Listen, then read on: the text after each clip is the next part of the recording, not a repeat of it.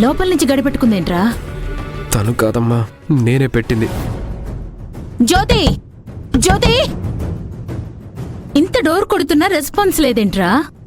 ఒకవేళ తను వాష్రూమ్కి వెళ్ళిందేమోనమ్మా. స్నానానికి వెళితే రూమ్ డోర్ లాక్ చేసుకోవడం ఏంట్రా? ఎవరైనా వస్తారేమోనని. ఎవరున్నారా రావడానికి? ఇంట్లో మనం ముగ్గురమే తప్ప ఎవరూ లేరు కదా. జ్యోతి, జ్యోతి, ఎంత పిలిచినా డోర్ తీయదేంట్రా?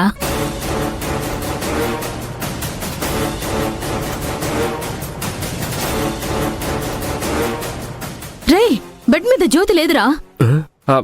ఏమైందమ్మా నీకు? జ్యోతి వాష్రూమ్లో ఉంటే బెడ్ మీద ఎలా ఉంటుంది? అయినా అసలు ఎందుకమ్మా నీకు అనుమానం? డోర్ లోపల నుంచి లాక్ చేసి ఉందంటే జ్యోతి లోపల ఉందనే కదా. 10 మినిట్స్ ఓపిక పడితే తనే డోర్ తీస్తుంది కదా. అంతేనా? లేక నేను పనులు చెప్తున్నానని లాక్ చేసుకుని కనిపించకుండా ఓ మూల కూర్చుందా?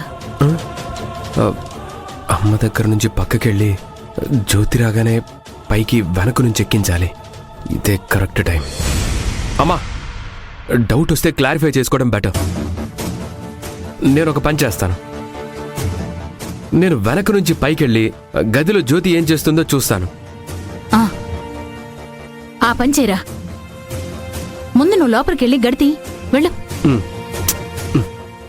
జ్యోతి ఇలా చేయడం నాకు కూడా నచ్చట్లేదమ్మా. వెళ్ళి చూస్తాను.